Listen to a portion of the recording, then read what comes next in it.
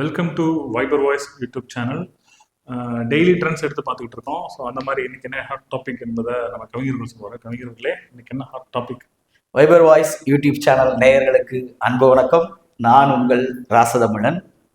நுண்குழல்னு சொல்ல மாட்டேங்க. யூடியூப் நுண்குழல் கொஞ்ச நாள்ல அதை அப்படியே டெவலப் பண்ணிடுவோம். குழாய் கவலைப்படாதீங்க, அந்த மாதிரி சொல்லிடுவோம். இன்னைக்கு ஒரு ஹாட் டாபிக்கா இருக்கிறது என்னன்னு கேட்டீங்கன்னா, திருச்சியில ஒரு கல்வி நிறுவனம் மீன்ஸ் அப்படின்னா ஒரு பள்ளியை திறந்திருக்காரு திரு அன்பில் மகேஷ் பொய்யாமொழி அவர்கள். இது பாத்தீங்கன்னா நிறைய பொருட்செலவில் டெல்லியில இருக்கிற அங்க இருக்க ஸ்கூல்களோட எப்படி அட்மாஸ்பியர் இருக்குமோ அது மாதிரி ஒரு அமைப்புகளை உருவாக்குறது போல பொருட்செலவு அதிகமா வச்சு அந்த ஸ்கூலை உருவாக்கி இருக்கதா சொல்லி இன்னைக்கு அந்த ஸ்கூலை ஓபன் பண்ணியிருக்காங்க. அதுக்கு திரு அன்பில் மகேஷ் பொய்யாமொழி அவர்களும் திரு கே என் நேரு அவர்களும் கலந்துக்கிட்டு அதை சிறப்பிச்சு அதை ஓபன் பண்ணி வச்சிருக்கிறாங்க. ஆமா கவிஞர்களே, உலகத்தரம் வாய்ந்த கல்வி நிறுவனங்கள் அமைப்பது தவறு ஒன்றும் இல்லையே. அதுல அது ஒன்றும் தவறு இல்லையே. டெல்லியில போய் தேடி படிக்கிறவங்களுக்கு தமிழகத்திலேயே அதுக்கான ஃபெசிலிட்டிஸ் இருக்கும்போது அதை நம்ம பாராட்ட தானே செய்யணும். அதுல என்ன பிரச்சனை இருக்கு? நான் என்ன சொல்ல வரேன்னா,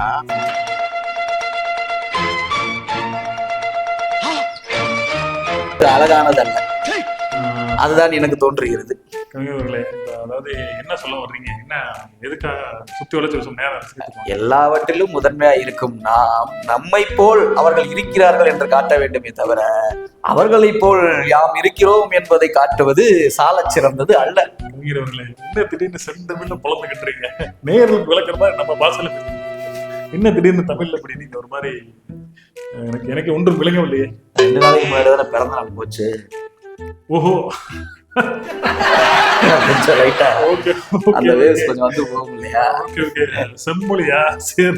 அதை விட இன்னொரு முக்கியமான விஷயம் நடந்துச்சு. அது என்னன்னு கேட்டீங்கன்னா, திரு கே என் நேரு அவர்களிடத்தில் ஒரு 4 நாளைக்கு முன்னாடி திரு கமலஹாசன் அவர்கள் கன்னட மொழி பற்றி பேசியது ஒரு பெரிய சர்ச்சையா வெடித்தது. பயங்கரமான டாபிக்கா போயிட்டு இருந்தது.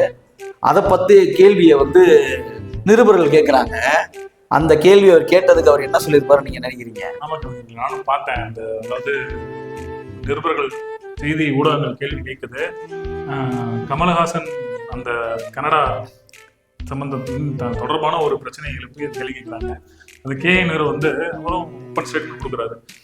அவர் சொன்னார், என்ன தப்பு இருக்கு, தமிழிலிருந்து பிற மொழிகள் வந்ததான உண்மை அப்படின்றதா சொல்லிட்டு ஒரு கமல் தனக்கு யாரும் ஆதரவில்லையே என்று கூக்குரல் ஈடுபட்டிருந்த போது திடீரென்று சமிகை ஒளி வந்தோட கமல் கரெக்டா முடிச்சிருக்கீங்க பாயிண்ட், கிளீனான பாயிண்ட்.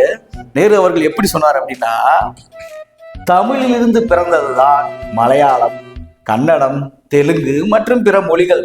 அப்படி இருக்கும்போது கமல் சொல்வதில் என்ன தவறு இருக்கிறது? ஓப்பன் ஸ்டேட்மெண்டா உடைச்சு விட்டாரு அவரு. உண்மையிலே கவிஞர்களே, அதாவது ஒருபுறம் கர்நாடக அரசாங்கம் கமலை சுத்தி ரவுண்டு கட்டி அடிச்சுக்கிட்டு இருக்கும் போது திடீரென்று கமல் அதாவது கண் கட்டி நடுக்காட்டுல விட்ட மாதிரி சுத்திக்கிட்டு இருந்தாப்புல திடீர்னு எங்கேயோ ஒரு அபலை பொருள் ஆஹா அப்படின்னு சொல்லிட்டு ஆபத்தாண்ட மாதிரி அவன் ஆபத்துல விட்டுற நேரத்தில் உதவி விருது மாதிரி கையை கொடுத்து கமலை சப்போர்ட் பண்ணிட்டாங்க.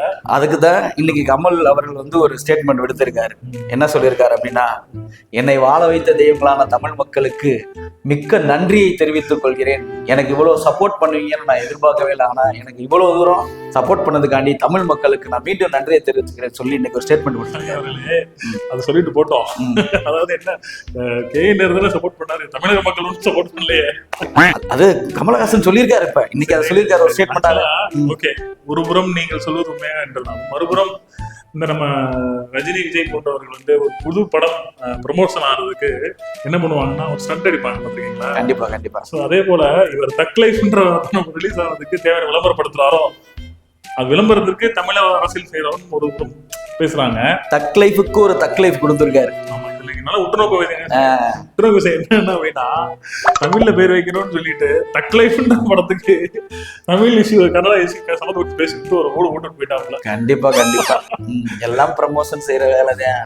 என்ன பண்றது? அது என்னன்னா, இதுல அவங்க கழக உடன்பிறப்புகள், அதாவது உடன்பிறப்புகள் என்ன சொல்றாங்கன்னா, என் பையன் நீயே ரொம்ப காலம் கழிச்சு உனக்கு ஒரு சீட்டு ஒதுக்கியிருக்காங்க, அதை வாங்கிக்கிட்டு பேசாம இருக்கிற இவ்வளவு முட்டு ஏப்பா கொடுக்குறேன்னு சொல்லியிருக்காங்க. இது ஆனா இன்னொரு விட்டு கவனிச்சிங்களா, என்ன அந்த நீங்க சொல்ற ஒரு பிறந்தநாள் வரும் ஒரு டயத்துல ஒரு விஷயத்த அவருக்கும் தமிழ் தமிழ் ஒரு காலத்துல டார்ச் லைட் எடுத்து டிவியை உடைச்சவரு இப்ப ஏன்டா உடைச்சோம் அப்படின்ற மாதிரி அவ்வளோ ஒரு திமுகவுக்கு அவ்வளவு ஸ்ட்ராங்கா விட்டு கொடுக்குறான்னு தான் சொல்லலாம். ஆனால் நீங்கள் சொல்வது இலவு காத்த கிளிபோல் என்று இருந்த கமலஹாசனுக்கு அந்த இலவம் பஞ்சே இன்று பழுத்து கையில் கிடைத்தது போல் ஒரு பையாக்கடி போல ஆகிவிட்டது. உண்மைதான் பாவம். ஆனா என்ன ஒரு வழியாக திமுக அரசாங்கம் கமலஹாசனுக்கு நேசக்கரம் நீட்டி சீட்டையும் கொடுத்துருச்சு, இந்த மொழி பிரச்சனைக்கு சப்போர்ட்டும் கொடுத்துருச்சு. ஸோ என்னன்றதை பொறுத்திருந்து பார்ப்போம். தமிழ் வாழட்டும். நன்றி, வணக்கம்.